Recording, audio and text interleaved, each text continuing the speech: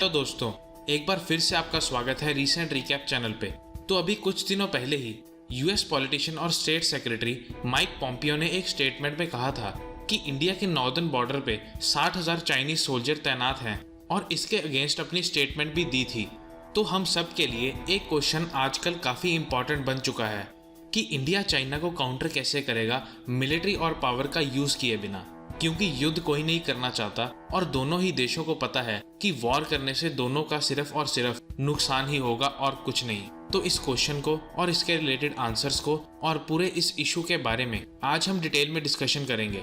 तो आज आपको इंडिया चाइना रिलेशंस और कैसे इंडिया चाइना को काउंटर कर सकता है उसके बारे में काफी डिटेल में पता चलेगा। और अगर आपको मेरे ये डिस्कशन वैलिड लगे तो इसे आगे जरूर शेयर करना, और अगर आप चैनल पे नए हो तो चैनल को सब्सक्राइब करके बेल आइकन जरूर दबाना, ऐसे ही रिसेंट और लेटेस्ट अपडेट से जुड़े रहने के लिए, ताकि आप खुद को बदलते जमाने की तरह बदल सको, सस्ते और चाइनीज MI की तरह नहीं बल्कि नए iPhone 12 की तरह। तो जल्दी से चैनल को सब्सक्राइब कर लो। तो जल्दी से वापस अपने टॉपिक पे आते हैं कि इंडिया चाइना को काउंटर कैसे करेगा बिना मिलिट्री और पावर का यूज किए। तो इसी बात को ध्यान में रखते हुए चाइना ने इंडिया को बिना मिलिट्री के काउंटर करने की काफी कोशिश करी है पास्ट में, और अभी भी पूरी कोशिश करता है, चाहे वो अपनी इकोनॉमी का फायदा उठाना हो या दूसरे देशों को डेब्ट ट्रैप में फंसाना हो, या एशिया में इंडिया को इकोनॉमिक कॉरिडोर से बाहर रखना हो, वो भी पाकिस्तान और CPEC that is China Pakistan economic corridor, इन दोनों की मदद से। पर अपनी हर चाल में चाइना आज तक सिर्फ नाकाम ही हुआ है, और आज चाइना की असली इंटेंशंस सारी दुनिया के सामने आ गई है। यहाँ तक कि अभी कुछ दिन पहले ही ये भी खबर आई थी कि चाइनीज हैकर्स भारत के खिलाफ साइबर वॉरफेयर की तैयारी कर रहे हैं, जो कि एक काफी सीरियस इशू है, खास करके आजकल के जमाने में जहां चारों तरफ बस डाटा ही डाटा है और बड़े बड़े लोगों का मानना है कि data is the new oil. अब क्या मतलब है कि data is the new oil? और कई लोग आर्ग्यूमेंट भी करते हैं कि मैं तो अपना डाटा घर पे यूज करता हूँ और कोई इस डाटा का क्या ही कर लेगा, स्पेशली एक मेरे जैसे आम इंसान का, क्योंकि मैं कौन सा कोई प्राइम मिनिस्टर हूँ या बहुत बड़ा सेलिब्रिटी या कोई स्टार हूँ, तो इस डाटा के लीक होने से मुझे क्या ही फर्क पड़ेगा। तो इन सब लोगों को मैं कहना चाहता हूँ कि if you are not buying the product then you are the product, कि आपको यूज नहीं किया जा रहा। आज के टाइम में आपके पूरे दिमाग को हैक किया जा रहा है इस डाटा से। एक छोटा सा एग्जांपल देता हूँ, जब भी आप कुछ सर्च करते हो, चाहे वो Amazon पे या Google पे, अगर आप कुछ भी सर्च करते हो, जरा सा भी किसी चीज के बारे में अगर आप सर्च करते हो, तो बाकी सब जगह भी जहां जहां आप जाओगे आपको उसी के रिलेटेड एड्स मिलते रहेंगे। आपका पूरा डाटा सब कुछ स्टोर हो रहा है, आपको और आपके डाटा को हैक किया जा रहा है और सब स्टोर किया जा रहा है एक जगह पे। टिकटॉक, PUBG एक्सेट्रा ऐसी कई तमाम चाइनीज ऐप्स को ऐसे ही नहीं बैन किया गवर्नमेंट ने। तो ये टॉपिक अपने आप में एक बहुत ही बड़ा और भयानक टॉपिक है। तो आप कहोगे तो इसके बारे में हम किसी और वीडियो में डिटेल में चर्चा कर लेंगे। अभी बॉर्डर के पर्सपेक्टिव से देखते हैं कि इंडिया चाइना की सिचुएशंस और कंडीशंस क्या है।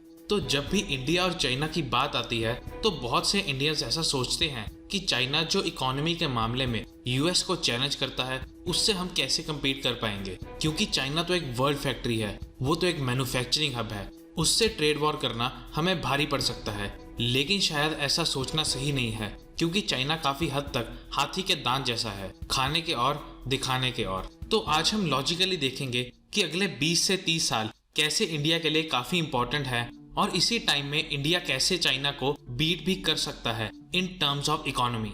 तो यहाँ पर हमें एक बात समझनी होगी कि दुनिया में नेशंस को इनकम के आधार पर 4 कैटेगरीज में बांटा जाता है, जो है lower income countries, lower middle income countries, middle income countries और हाई इनकम कंट्रीज। तो जैसा कि आप सब जानते हो कि आज के समय में इंडिया एक लोअर मिडिल इनकम कंट्री है और चाइना एक मिडिल इनकम कंट्री है, और लोअर इनकम कंट्री से मिडिल इनकम कंट्री बनने के लिए एक देश को अपनी वर्कफोर्स का ढंग से यूज करना होता है, और मिडिल इनकम से हाई इनकम कंट्री बनने के लिए किसी भी कंट्री को अपनी टेक्नोलॉजी और इनोवेशन में इन्वेस्ट करना होता है, जिसमें प्राइवेट सेक्टर्स का काफी इंपॉर्टेंट रोल होता है।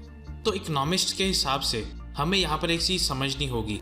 उनका मानना है कि किसी भी कंट्री के लिए लोअर इनकम से मिडिल इनकम तक पहुंचना तो काफी आसान होता है, लेकिन मिडिल इनकम से हाई इनकम तक पहुंचना रिलेटिवली मुश्किल होता है, नहीं तो वो मिडिल इनकम कंट्री ही बन के रह जाती है। हाई इनकम तक पहुंचना उसके लिए मुश्किल हो जाता है, और इस कंसेप्ट को इकोनॉमिस्ट मिडिल इनकम ट्रैप बोलते हैं, क्योंकि लोअर इनकम से मिडिल इनकम तक जाने के लिए किसी भी कंट्री को चीप वर्कफोर्स चाहिए होती है और इसी चीज का फायदा उठाकर चाइना लोअर इनकम से मिडिल इनकम तक पहुंची। ये ट्रांजैक्शन तो इजी था, लेकिन मिडिल इनकम से हाई इनकम तक जाने के लिए चाइना को अनन्या पांडे से काफी ज्यादा स्ट्रगल करना पड़ेगा। और यही कारण है कि एक्सपर्ट्स मानते हैं कि चाइना मिडिल इनकम ट्रैप में फंस चुका है, क्योंकि वहां लगभग सारी बड़ी कंपनीज स्टेट ओन्ड हैं, यानी सरकार के कंट्रोल में है, जो सिर्फ चीप लेबर का यूज करके मार्केट को अपने प्रोडक्ट से ओवरलोड करती है बस। वहीं दूसरी तरफ इंडिया में एंटरप्रेन्योरशिप को लेकर यूथ काफी ऑप्टिमिस्टिक दिखता है। यहाँ तक कि इंडिया के पास सिलिकॉन वैली की तरह ही एक सिलिकॉन सिटी भी है, जो है बेंगलोर या बेंगलुरु, जहाँ हमें इंडियंस की इनोवेशन देखने को मिलती है। और फ्लिपकार्ट, हैकर अर्थ, बिग बास्केट और मिंत्रा, ये सब स्टार्टअप्स बेंगलोर से ही निकले हैं। तो इसलिए एक्सपर्ट्स का मानना है कि इंडिया का पोटेंशियल है कि वो मिडिल इनकम से हाई इनकम तक का ट्रांजैक्शन भी कर सकता है। बस जरूरत है तो इनोवेशन की, जो इंडिया एक्सपोर्ट कर सके। ऐसा नहीं है कि चाइना में एंटरप्रेन्योरशिप नहीं है, चाइना में भी सक्सेसफुल स्टार्टअप्स हैं, जैसे कि अलीबाबा, वीचैट एक्सेट्रा। लेकिन ऐसा इसलिए है क्योंकि चाइना अपनी कंट्री में ही आउटसाइड प्लेयर्स को कंट्रोल करता है, जिससे कि वहां की कंपनीज मार्केट में मोनोपोली क्रिएट कर जाती हैं। जैसा कि आपको पता ही होगा कि चाइना में Twitter, YouTube, Google, Facebook etcetera सब बैंड है। तो एक्सपर्ट्स का मानना है कि ऐसे बैन्स तो शॉर्ट टर्म में चाइना को फायदा दिलाएंगे, लेकिन शायद लॉन्ग टर्म में सिनेरियो बदल जाएगा। इसी के साथ इंडिया और चाइना में एक बहुत बड़ी सिमिलैरिटी है, और वो है पॉपुलेशन। जिस तरह से ये कंट्रीज अपनी पॉपुलेशन को कंट्रोल करती है, वो एक दूसरे से बिल्कुल ऑपोजिट है, और आने वाले टाइम में यही इन नेशंस के लिए डिफरेंस मेकर होगा। इंडिया लार्जेस्ट डेमोक्रेसी है, वहीं चाइना एक कम्युनिस्ट पार्टी के द्वारा रूल की जाती है, जिसके कारण फ्यूचर में ऐसा हो सकता है कि चाइना में कुछ रेवोल्यूशंस आ जाए और पूरी कंट्री का सिनेरियो ही चेंज करना पड़े, ताकि ओवरऑल नेशन एक अलग ही डायरेक्शन में जाना चाहिए। क्योंकि कुछ समय बाद लोगों को फ्रीडम चाहिए होगा, ऐसी चाइनीज कम्युनिस्ट पार्टी से जो अभी रूल कर रही है। और ये तो हम सब लोगों को पता ही है कि लोगों को अंत में फ्रीडम ही पसंद आता है। अगर आप यहाँ तक वीडियो देख चुके हो तो एक सेकंड रुक के वीडियो को लाइक जरूर करना, जिससे मुझे ऐसी और वीडियोस बनाने में मोटिवेशन मिले। नेक्स्ट पॉइंट ये है कि इंडिया को एशिया में बहुत सी कंट्रीज के साथ स्ट्रॉन्ग रिलेशंस बनाने होंगे, स्पेशली साउथ ईस्ट एशिया में, जहां पर काफ़ी पोटेंशियल वाली कंट्रीज हैं, जैसे कि Vietnam, Philippines, Taiwan, Indonesia etcetera. इन सब कंट्रीज में इकोनॉमिक कोलैबोरेशंस का काफ़ी पोटेंशियल है, और इंडोनेशिया को तो साउथ ईस्ट एशिया के इकोनॉमिक पावर हाउस का नाम भी दिया जाता है। नेक्स्ट पॉइंट है इंडिया का प्रोजेक्ट 73। तो देखते हैं कि इंडिया का प्रोजेक्ट 73 आखिर है क्या। तो आपको ये पता होना चाहिए कि इंडिया 73 रोड्स बना रहा है इंडिया चाइना के बॉर्डर पर, ताकि भारत किसी भी वॉर की सिचुएशन में टाइम पर रिस्पॉन्ड कर सके। तो बीजेपी मिनिस्टर किरण रिजिजू ने बताया था कि इन 73 रोड्स में से 46 सड़कें मिनिस्ट्री ऑफ डिफेंस द्वारा बनाई जाएंगी और 27 रोड्स होम मिनिस्ट्री द्वारा बनाई जाएंगी, और इन 73 रोड्स में से 30 रोड्स की कंस्ट्रक्शन 2018 में ही खत्म हो गई थी, और बाकी 43 रोड्स भी जल्द ही कंप्लीट हो जाएंगी। और इस प्रोजेक्ट में डिले होने का कारण ये बताया जा रहा है कि हाई ऑल्टीट्यूड में कंस्ट्रक्शन करने पर काफ़ी परेशानियों का सामना करना पड़ता है। लेकिन अगर एक बार ये प्रोजेक्ट कंप्लीट हो जाए तो चाइना भारतीय सेना को बार बार प्रोवोक करने से पहले 100 बार जरूर सोचेगी। और अभी रिसेंटली पीएम नरेंद्र मोदी द्वारा अटल टनल का भी उद्घाटन कर दिया गया था 3 अक्टूबर को ही, जो कि इसी प्रोजेक्ट का एक हिस्सा है।